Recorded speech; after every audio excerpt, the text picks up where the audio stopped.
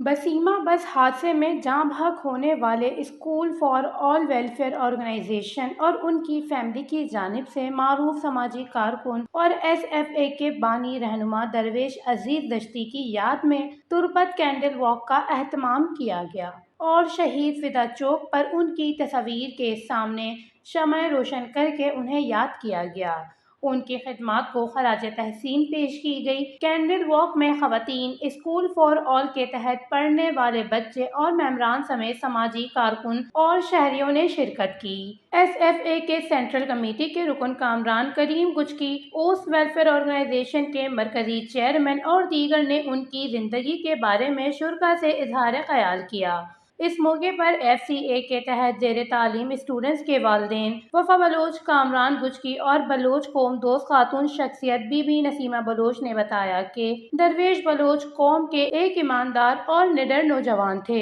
جنہوں نے قومی جذبے کے تحت یتیم بچوں کو پڑھایا۔ انہوں نے مزید بتایا کہ شہید درویش عزیز وقتی کہ میں آئے کو نزدیکی بودتگم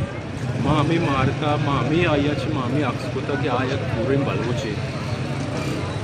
شہید درویش عزیز میں بلوچ راجہ امان نوجوانوں تو کا شمار بھی تیا پا قوما پوتی راجہ یک آئینہ کمیٹڈی یک نظریہ گون ہوتا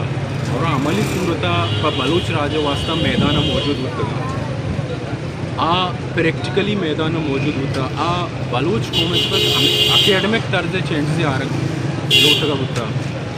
اور آیا ہمیں چیز مارتا زانتا دستا کہ بلوچ قوما جب تک ایجوکیشن نمگا یا کہ علم و ذاتے نمگا مایتیں ایچ بر ہوتی رائٹس آنا گفت کتنا کان ایچ بر ایک شعوری بنیاد ایک شرعی انسانی کتنا کان اور آیا ہمیں جدوجہد ہوتی دیما بڑھتا ہو ہما کہ میں گنڈو استنتی آئینی واسطہ آئینی علم و ذات آئینہ سرکنے کے واسطہ ہوتی جدوجہد جاری ہوتا۔ وش نیوز کیچ بلوچستان۔